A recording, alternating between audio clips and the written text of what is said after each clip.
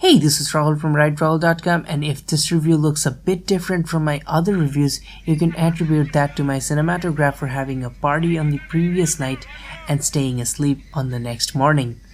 My bike was also out of order for a while, and Speedy Perth picked me up early morning and we headed out to meet two of my subscribers, Indrajit and Karan, for the CBR 250R versus Mahindra Mojo review. I've wanted to ride the Mojo ever since I saw it at the expo, but I never got the opportunity until that day. And what a day it was! From bright sunny in the morning to cloudy and heavy rains afterwards, we rode the Mojo and the CBR over a variety of terrain and different weather conditions. Interestingly, the CBR is more than 6 years old now and the model has remained mostly unchanged, with only the tires being upgraded from Continental to MRF. I think it also got a marginal power bump. ABS is still an option and the 249cc single-cylinder engine produces 26 bhp of power at a lower 8,500 rpm, but it's a torquey engine and the low and mid-range is stronger than the power figures indicate. But I started the day with the Mojo. Mahindra definitely has taken the path less traveled with this bike. The 815mm seat height definitely feels high and immediately sets the tone for this adventure bike. Take it through a standard U-turn and it tells you how differently the suspension behaves. This suspension has a long travel on it and the result is a handling not many of us are used to. There are many unusual things about the Mojo that I can talk about.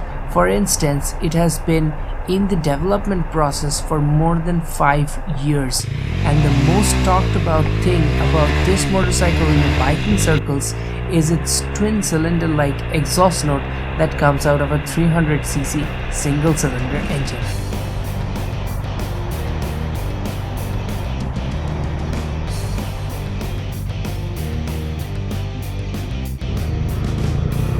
But that would be moving away from the topic that I really want to discuss with you guys out here, and that is how the motorcycle feels and rides. Apart from the high seat height, the relaxed foot pegs and the handlebars tell you that this bike gives you the tour riding position. This motorcycle wants to be an ADV bike for Indian road conditions. We had to do a few kilometers within the city before we hit the highway. Right when you open the throttle, the Mojo surges ahead, but from the mid-range, this motorcycle seems to lose a lot of its eagerness. The chassis is stable on a straight line, so I ended up craving for a bit more power and a bit more eagerness in in-gear acceleration. The Mojo kind of fell short of my expectations there, but the motorcycle has a very smooth power delivery and almost zero vibrations, which combined together with the relaxed ergonomics makes this one of the most comfortable bikes I've ridden in my entire life. But you see, sports bikes with committed riding position and rear set foot pegs are not there just to look cool. Forward posture with the rear set foot pegs connects you more with the motorcycle and provides a ton of feedback, and this is exactly what I felt when I switched over to the Honda CBR. Yes, it's not as comfortable as the Mojo, but not as aggressive as the RC390. The CBR strikes a nice balance between a sport bike and a touring bike. Think of it this way, if the tour is on a twisty mountain road, I would prefer the CBR, but if it's on a broken Indian highway, I would rather be on the Mojo. I was instantly a lot more aggressive on the CBR because I really felt that much confident on it.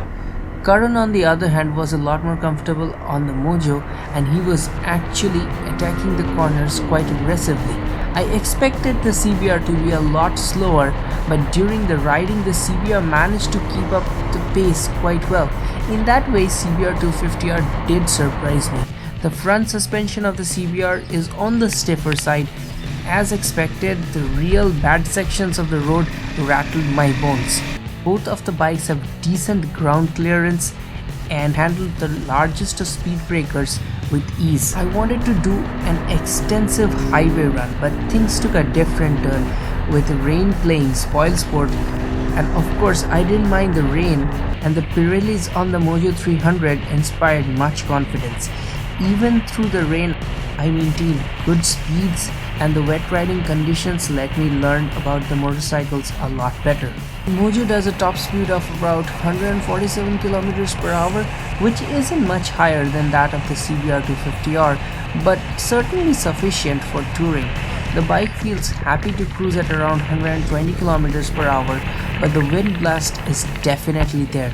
When you compare this to the CBR, it is also a very stress-free engine at speeds of around 120 km per hour, and being a fared bike, the wind blast is also much lesser in comparison. Another place where the CBR truly excels is the braking.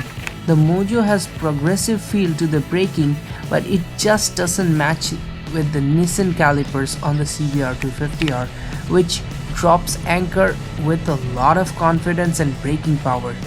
On the Mojo, it really needs to improve a lot, and even the owner wasn't satisfied with the braking distance. Also, the CBR offers ABS as an option, and our bike also came equipped with it, but the Mojo on the other hand doesn't offer an ABS, which is a must-have, I feel, for any motorcycle that wants to be considered as a serious touring option in a country like India, where people and animals have a tendency to jump onto the road without warning. Unfortunately, we had to cut short our testing due to the rains. I was fine, but the other riders were getting drenched thanks to no riding gear. Alright guys, as you can see, it's raining very hard here. The trucks on my back, you can see them. Completely poured raining. I don't know what it looks on the camera, but it's very hard here. We can't continue this ride. We've had a good taste of both of the bikes. I think it's gonna be back home now. But I'll tell you about the ride on the way back, because we've already had quite a lot of experience on the motorcycle. But still, I wanted to do maybe another 100 kilometers. The rain stopped soon enough and we made our way back to the city. Of course, we wanted to know how fast the Mojo was in a head-to-head drag test, and it definitely was the faster bike off the line, but the CBR didn't really disappoint. After a while, the CBR attained almost the same speed, and though it couldn't catch up to the Mojo, it definitely stayed right behind it. Since we are looking for a touring purpose motorcycle, I think both of these engines offer the same levels of touring pace. We rode the bikes back to back into the city and heavy traffic. The Mojo was easy to steer, but the wide handlebars and the higher seat height made it somewhat a difficult bike to filter with. Both the Mojo and CBR are extremely flickable bikes, but Mojo with regular handlebars and the naked bike's playful handling along with the shorter turning radius has an advantage in some aspects of city riding. On the other hand, the smaller clip-on handlebars of the CBR can manage through almost any gap while filtering. The Mojo and the CBR take different approach to address the same purpose, that is touring on your motorcycle. We want to make some changes to it in both of the motorcycle's next versions. The CBR could definitely do with better tires. It's no secret that Honda owners are craving for the big brother CBR 300R, and after riding this one, I can surely say that bike will be even better for those who are looking to tour. Some luggage options and accessories like a taller windscreen is the first thing I would add to this bike before heading to the highway. And yes guys, please get the ABS version if you're planning to buy this. The Mojo ticks off a lot of boxes in touring. I encountered a very bad patch of road while coming back into the city. With the Mojo, I could keep it pinned over 100 km per hour. The bike handled the bumps without losing composure and soaked off most of it without transmitting the shock waves into my wrists. The Duke 390 and the CBR were trailing behind in this section because they couldn't handle such a bad road, but the Mojo was being absolutely fantastic in that part. This makes the bike a really practical touring option for us because we encounter such patches while touring all the time. The Mahindra Mojo wants to be a specialist tourer instead of an all-round motorcycle like the CBR, which likes to do a bit of city, sport riding and touring all in one package. Here are some of the changes I would like to make to the Mahindra Mojo in the next version. A little bump up on the power, especially in the mid-range and top end, would really help this motorcycle. The other way to do this would be to make the motorcycle lose some of its weight and improve overall efficiency and performance. Handling wise, a high-speed cornering needs to improve. I do understand that this is a softer suspension motorcycle and that is partly the reason for it, but a stiffer chassis may improve handling. So, which one will I choose for the specific purpose of touring? At present, I would choose the CBR 250R just because of the reason that it has better brakes and an ABS system. Sure, it will rattle me on the bad roads, but I prefer the ability to stop at a shorter braking distance and ABS while touring more than my own comfort.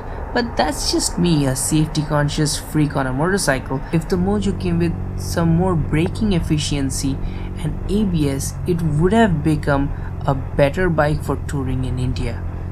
It still leads to CBR in a lot of aspects like power, comfort, ergonomics, refinement, and even the ease of use in city and highway, which really brings us to say that for the first version, Mahindra really did a great job with this motorcycle, and I'm really looking forward to riding the improved version next year.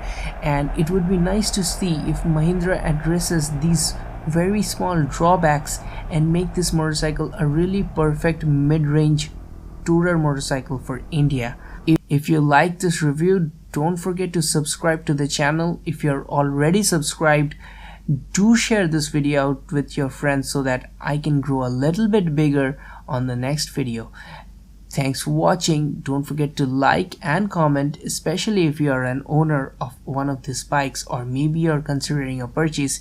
If you have a question, do drop it in the comment section below. Thanks for watching and I'll see you very soon. This is Rahul. Goodbye.